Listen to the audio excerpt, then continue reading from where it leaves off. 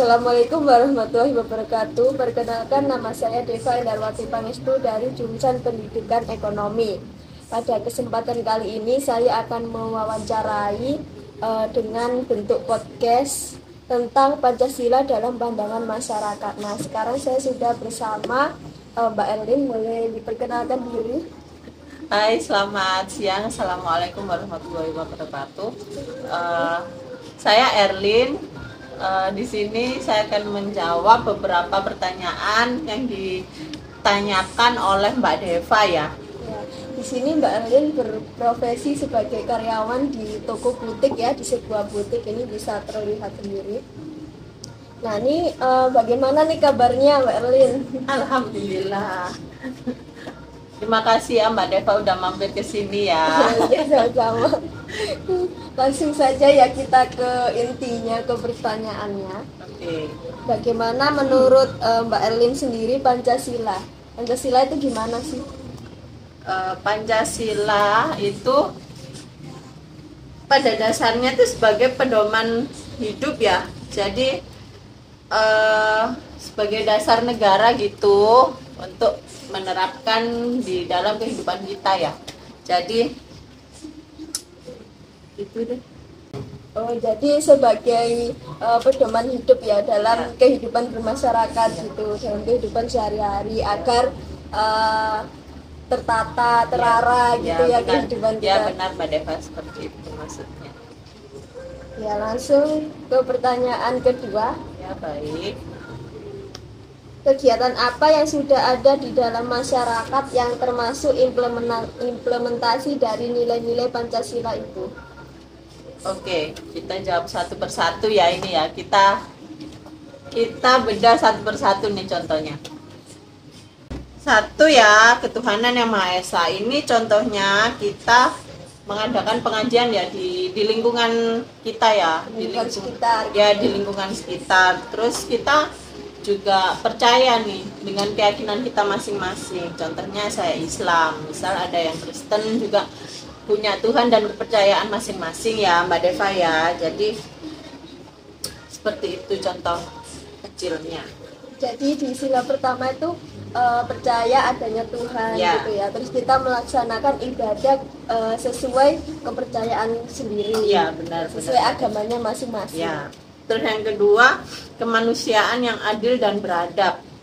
Jadi kita juga harus mempunyai rasa kemanusiaan nih. Ketika ada pengemis atau ada orang di jalan yang mungkin kekurangan ya. Jadi kita juga harus punya rasa kemanusiaan terhadap orang lain, gitu Mbak Deva. Jadi kayak saling tolong menolong ya, gitu, memberi. Ya benar. Ya benar Mbak Deva, seperti itu. Untuk yang ketiga, Persatuan Indonesia. Persatuan Indonesia ini contohnya yang relate dalam kehidupan kita ya.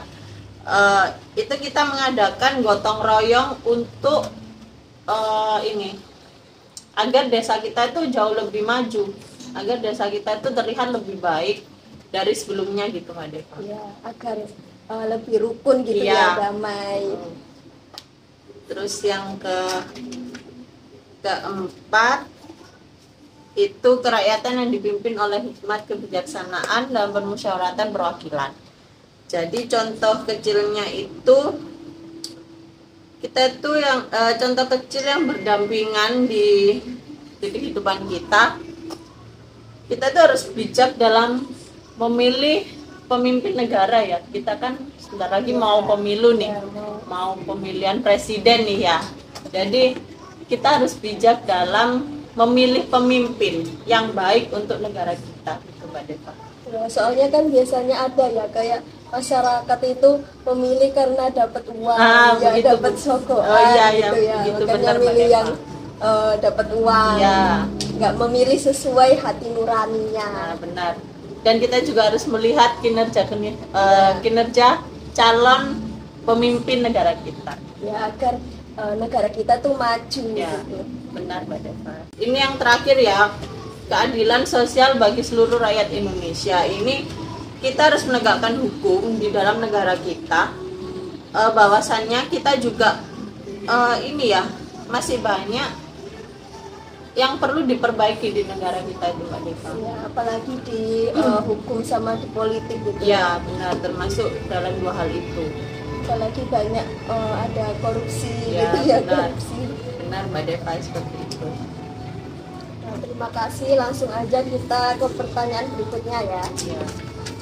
Apakah masyarakat pada saat ini sudah baik dalam menjalankan nilai-nilai Pancasila dalam kehidupan sehari-hari? Menurut saya masih belum baik ya. Jadi kita masih banyak nilai-nilai yang belum diterapkan nih di kehidupan kita. Jadi masih banyak penyimpangan-penyimpangan yang ada di masyarakat, dan yang perlu diperbaiki juga masih banyak ya Mbak Deva ya. Jadi kita juga harus pedoman kita tuh Pancasila. Jadi agar kita menjadi manusia yang lebih baik, paling tidak kita pelan-pelan lah belajar untuk menerapkan nilai-nilai yang ada di Pancasila. Contohnya seperti apa? Penyimpangannya itu seperti apa contohnya? Contohnya itu untuk pemilihan-pemilihan sekarang ini masih banyak curangnya ya Mbak Deva ya. Jadi mulai, mohon maaf nih, ada penyogokan gitu, terus istilahnya tuh bom-boman ya sekarang ya, istilahnya begitu. Ya, apalagi kan masyarakat yang labil ya Mbak Iya. Deva ya. Jadi kita memilih itu bukan sesuai hati nurani, tapi sesuai mana uang yang banyak. apalagi orang-orang tua gitu kan Iya. suka banget sama uang Iya. gitu. Kalau disogok langsung mau gitu, langsung milih, padahal itu nggak tepat gitu. Iya, begitu, Pilihannya benar, tuh Mbak nggak Deva. tepat. Pertanyaan selanjutnya, bagaimana cara untuk mencegah penyimpangan-penyimpangan tersebut? Menurut Mbak Erlin, gimana sih cara terbaik untuk menerapkan nilai-nilai Pancasila dalam kehidupan sehari-hari? Dengan cara menerapkan nilai dan norma yang kuat dalam diri kita nih Mbak Deva, biar kita tidak sampai menyimpang nih dari aturan-aturan yang sudah diterapkan oleh Pancasila.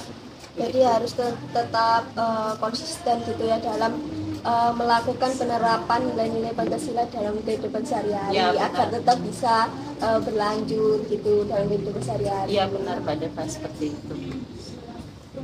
Pertanyaan selanjutnya, menurut Mbak, nilai-nilai Pancasila itu sudah tepat belum sih diterapkan pada masyarakat umum?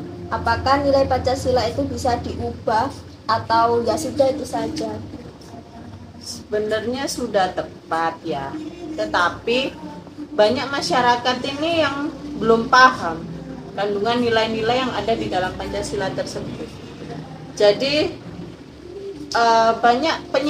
masih banyak penyimpangan karena itu tadi belum paham masyarakatnya. Yang masih banyak yang harus diterapkan sih sebenarnya untuk kita tidak menyimpang tadi dari nilai-nilai yang ada di Pancasila. Nggak perlu diubah sih, tapi kita pelan-pelan belajar untuk menata kehidupan kita sesuai dengan aturan yang ada di Pancasila tersebut. Ya, kalau meskipun Pancasila diubah itu akan merubah semuanya Ya, ya, benar. mulai dari awal gitu. Jadi Ya, harus benar, Mbak Devi. diterapkan aja seperti Pancasila yang udah dari awal itu. Ya, tadi tinggal kan. kita harus menjalankan itu gimana Ya. pelan-pelan untuk menerapkan nilai-nilai yang ada di Pancasila tersebut. Nah, itu tadi sudah dijelaskan ya, Pancasila itu apa, terus penyimpangannya itu apa ya. Nih, aku mau tanya dari lingkungan kakak sendiri ya, di lingkungan kerja ini, menurut Mbak, banyak nggak penyimpangan-penyimpangan yang dilakukan oleh karyawan atau customer gitu, kalau dikutip? Kalau dari karyawan sih ada beberapa dulu tuh belum menerapkan ini, masih ada penyimpangan di beberapa orang. Jadi contohnya tidak tepat waktu, terus bekerjanya tidak sesuai SOP gitu Mbak Deva. Jadi itu masih termasuk dalam penyimpangan kan ya. Itu juga terjadi di diri kita sendiri ya, itu kan tergantung diri kita sendiri.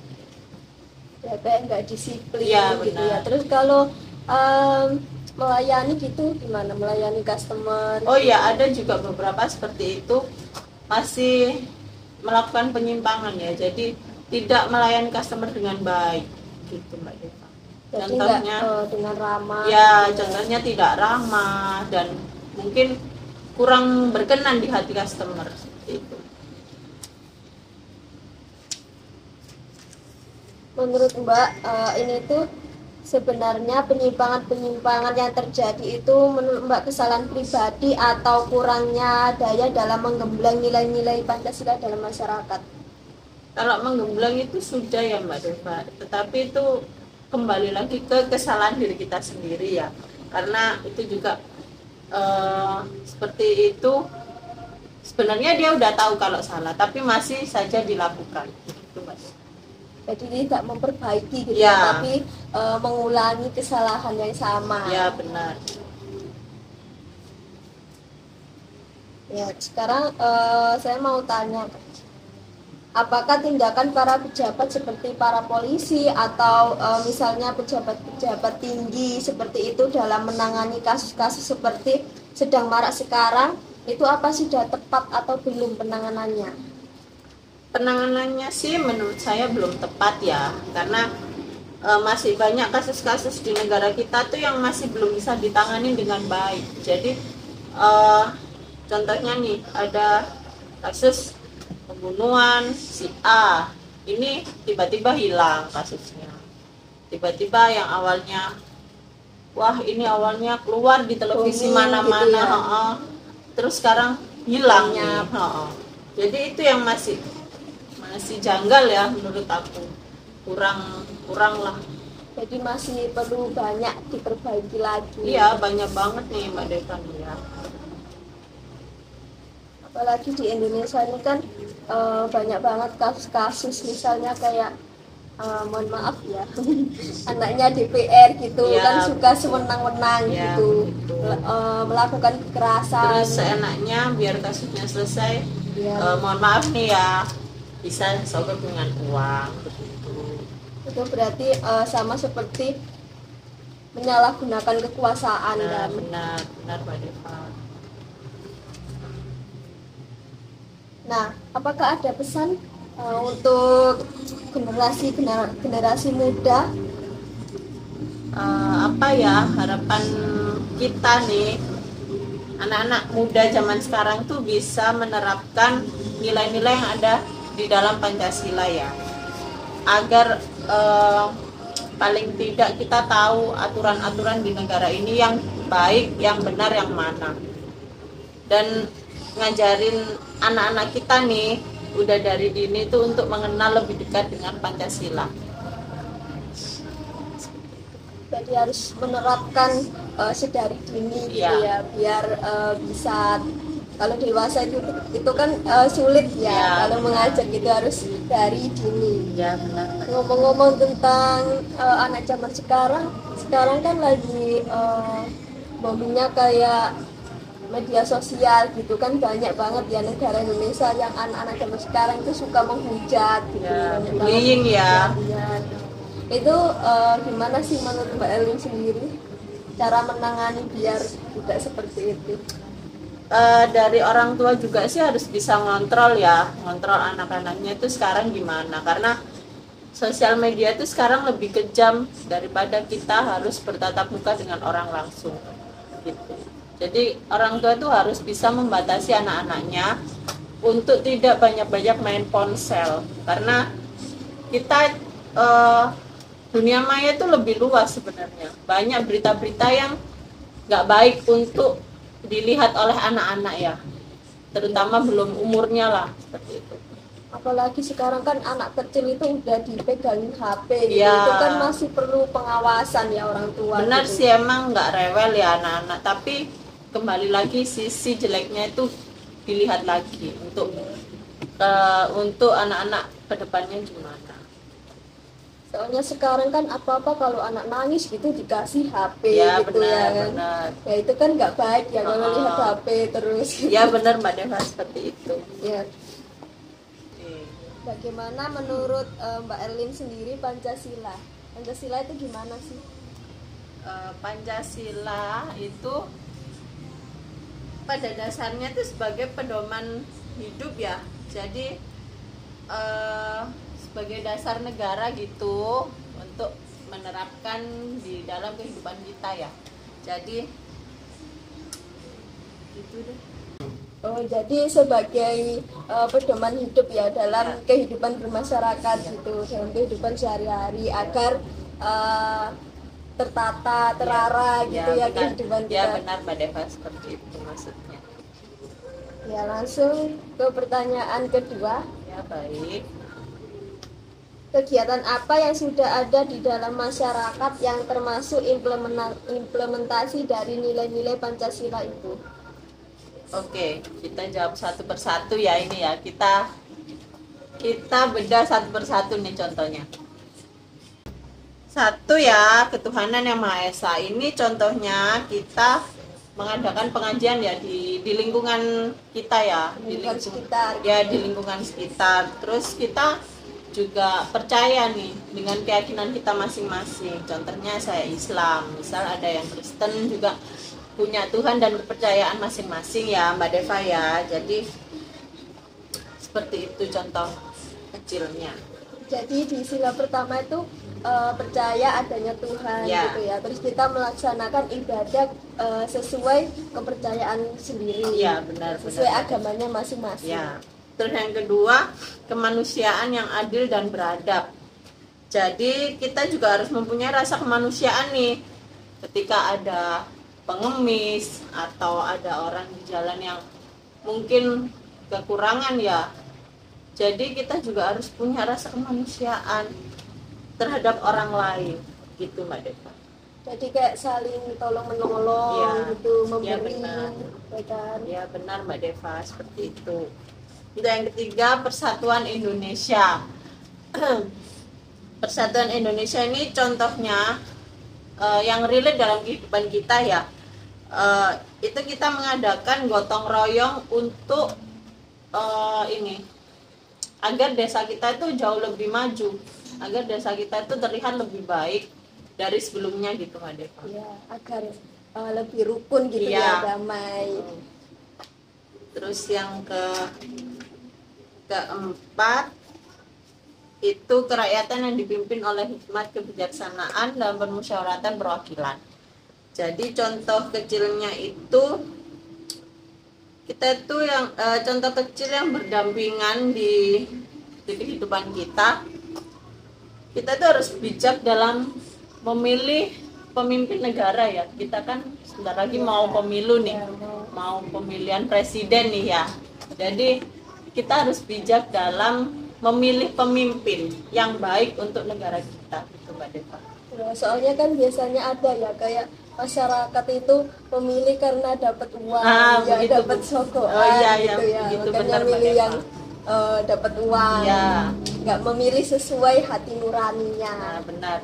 Dan kita juga harus melihat kinerja calon pemimpin negara kita. Ya, agar negara kita tuh maju. Gitu. Benar Mbak Deva. Ini yang terakhir ya, keadilan sosial bagi seluruh rakyat Indonesia. Ini kita harus menegakkan hukum di dalam negara kita. Bahwasannya kita juga masih banyak yang perlu diperbaiki di negara kita itu Mbak Deva. Ya, apalagi di hukum sama di politik gitu. Ya benar, termasuk dalam dua hal itu. Apalagi banyak ada korupsi ya, gitu ya. Benar Mbak Deva, seperti itu. Nah, terima kasih, langsung aja kita ke pertanyaan berikutnya ya. Apakah masyarakat pada saat ini sudah baik dalam menjalankan nilai-nilai Pancasila dalam kehidupan sehari-hari? Menurut saya masih belum baik ya. Jadi kita masih banyak nilai-nilai yang belum diterapkan nih di kehidupan kita. Jadi masih banyak penyimpangan-penyimpangan yang ada di masyarakat, dan yang perlu diperbaiki juga masih banyak ya Mbak Deva ya. Jadi kita juga harus pedoman kita tuh Pancasila. Jadi agar kita menjadi manusia yang lebih baik, paling tidak kita pelan-pelan lah belajar untuk menerapkan nilai-nilai yang ada di Pancasila tersebut. Contohnya seperti apa? Penyimpangannya itu seperti apa contohnya? Contohnya itu untuk pemilihan-pemilihan sekarang ini masih banyak curangnya ya Mbak Deva ya. Jadi mulai mohon maaf nih ada penyogokan gitu, terus istilahnya tuh bom-boman ya sekarang ya istilahnya begitu.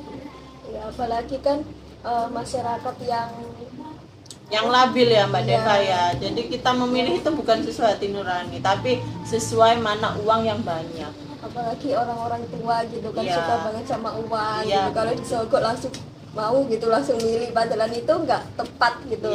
Pilihannya tuh nggak tepat. Pertanyaan selanjutnya, bagaimana cara untuk mencegah penyimpangan-penyimpangan tersebut? Menurut Mbak Erlin, gimana sih cara terbaik untuk menerapkan nilai-nilai Pancasila dalam kehidupan sehari-hari? Dengan cara menerapkan nilai dan norma yang kuat dalam diri kita nih Mbak Deva, biar kita tidak sampai menyimpang nih dari aturan-aturan yang sudah diterapkan oleh Pancasila. Jadi harus tetap konsisten gitu ya dalam melakukan penerapan nilai-nilai Pancasila dalam kehidupan sehari-hari agar tetap bisa berlanjut gitu dalam kehidupan sehari-hari. Iya benar Mbak Deva, seperti itu. Pertanyaan selanjutnya, menurut Mbak, nilai-nilai Pancasila itu sudah tepat belum sih diterapkan pada masyarakat umum? Apakah nilai Pancasila itu bisa diubah atau ya sudah itu saja? Sebenarnya sudah tepat ya, tetapi banyak masyarakat ini yang belum paham kandungan nilai-nilai yang ada di dalam Pancasila tersebut. Jadi banyak penyimpangan, masih banyak penyimpangan karena itu tadi belum paham masyarakatnya. Yang masih banyak yang harus diterapkan sih sebenarnya untuk kita tidak menyimpang tadi dari nilai-nilai yang ada di Pancasila. Nggak perlu diubah sih, tapi kita pelan-pelan belajar untuk menata kehidupan kita sesuai dengan aturan yang ada di Pancasila tersebut. Ya, kalau meskipun Pancasila diubah itu akan merubah semuanya ya, mulai dari awal gitu. Jadi harus diterapkan aja seperti Pancasila yang udah dari awal itu. Ya, tinggal kita harus menjalankan itu gimana pelan-pelan untuk menerapkan nilai-nilai yang ada di Pancasila tersebut. Nah, itu tadi sudah dijelaskan ya Pancasila itu apa, terus penyimpangannya itu apa ya. Nih aku mau tanya dari lingkungan kakak sendiri ya, di lingkungan kerja ini, menurut Mbak banyak nggak penyimpangan yang dilakukan oleh karyawan atau customer gitu kalau dikutip? Kalau dari karyawan sih ada beberapa dulu tuh belum menerapkan ini, masih ada penyimpangan di beberapa orang. Jadi contohnya tidak tepat waktu, terus bekerjanya tidak sesuai SOP gitu Mbak Deva. Jadi itu masih termasuk dalam penyimpangan kan ya. Itu juga terjadi di diri kita sendiri ya, itu kan tergantung diri kita sendiri. Ya kayak nggak disiplin ya, gitu ya. Terus kalau melayani gitu gimana, melayani customer? Oh ya, ada juga beberapa seperti itu masih melakukan penyimpangan ya, jadi tidak melayani customer dengan baik gitu Mbak Deva.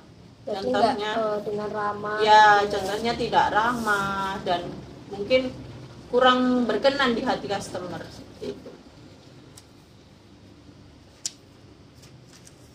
Menurut Mbak ini tuh sebenarnya penyimpangan yang terjadi itu menurut Mbak kesalahan pribadi atau kurangnya daya dalam menggembleng nilai-nilai Pancasila dalam masyarakat?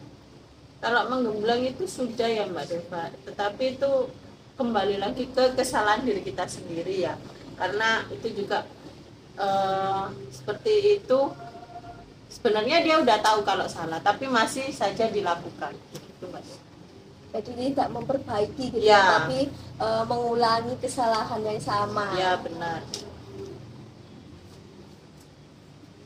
Ya sekarang saya mau tanya, apakah tindakan para pejabat seperti para polisi atau misalnya pejabat-pejabat tinggi seperti itu dalam menangani kasus-kasus seperti sedang marak sekarang, itu apa sudah tepat atau belum penanganannya?